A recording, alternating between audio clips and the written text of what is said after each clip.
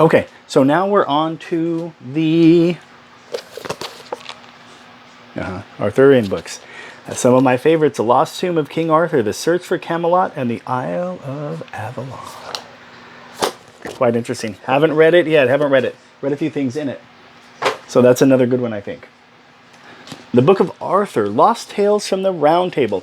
This is a collection of stories ranging from like the Dark Ages, which would be the early Middle Ages, all the way through the High Middle Ages, I believe. One of the interesting tales in here, I haven't read this full book yet, but it talks about, all right, where's it at? It is about the dog. Where's that dog? The story of the crop-eared dog. Pretty interesting. It's actually a prince. Actually a prince from India who is transformed into a dog by a hateful stepmother and a stepbrother that wanted to take his throne. So these motifs kind of appear in fairy tales and, excuse me, throughout history. But this is kind of interesting because there are legends. There are legends going back to like St. Bartholomew and St. Andrew over in, I want to say over in Parthia, where they came across these people who were, quote, dog-headed men. Sort of like Anubis, I guess, you would think, but hairy. Anubis is, the jackal Anubis is usually depicted without any hair, at least it looks like it to me. But these dog-headed men, called cynocephalus is what it is. The C is pronounced like an S, but cynocephaly is basically having a dog-shaped head. I think it's from the root word that also gives us canine, which is a hard K sound, the K. But cynocephaly is basically a person that has a dog's head. And so they walked upright. In fact, for those of you, I don't know if it's only the Orthodox or in Catholic tradition also, but there's a St. Christopher, born sometime around the rule of the Roman Emperor Decius. So about the 250s AD till about the mid 300s AD, give or take, somewhere in that region or that era there, St. Christopher was born. He was a Christian martyr, but he was said to be a cynocephalus, or a dog-headed man.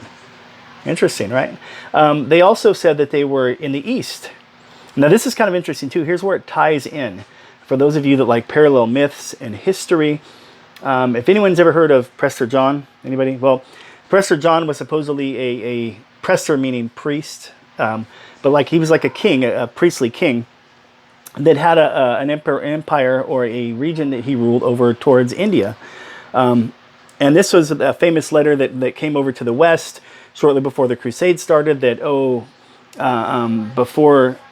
that he had needed help to defend himself against the Muslims. I don't know if they were called the Turks at the time or not.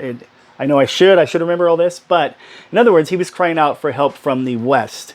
And later on, that legend sort of spread. And then when we got another message from the Eastern Empire or the Byzantine Empire, that's when we decided to proclaim Deus Vult, God wills it, and they went on a crusade. So anyway, but that Prester John, he was a ruler in what we would consider now India, and there were supposedly cynocephaly, which is a plural, or cynocephali, of these dog-headed people there. There were women also, but they primarily just mentioned the men. But apparently there was a whole culture, a civilization of dog-headed people. And it wasn't meant to ridicule, like how later on, unfortunately and sadly and wrongly, they like the Nazis and the Aryans declared that like Jewish people, for instance, were apes. It's a horrible thing and evil and in no way accurate. But this wasn't so much calling them dogs like they were like lesser people, at least in the legends that I've read so far. It was just a statement of fact. These were basically people that had the shape or the face of a dog and walked around. Now, there is something to that also in the book of Genesis. Not necessarily dogs, but there were a lot of animals that spoke, that talked. Same with all the Greek myths.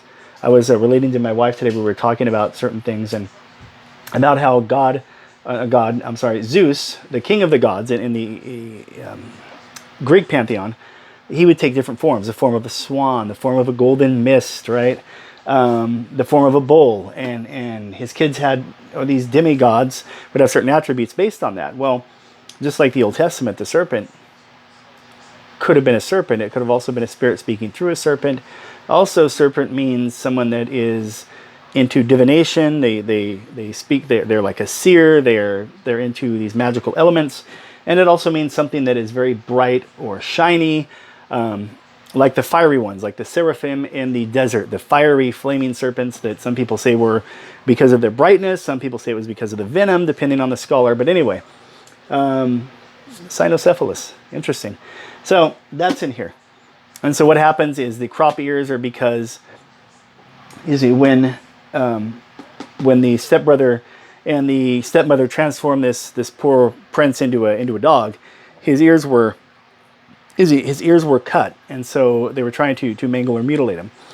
And so anyway, it's known as the legend of the crop-eared dog. And I'll go into that a little bit further. Audrey and I have read about it because for her reading, she would read this book I have called, what is it called? The Arthurian Book of Days, where you kind of pick one day. The day that you're on, like today, would be July 3rd. And then it might not take you to the 4th. It may take you, this arrow may take you to another day in history where that story continues. So those are kind of fun. Anyway, I'll end it here.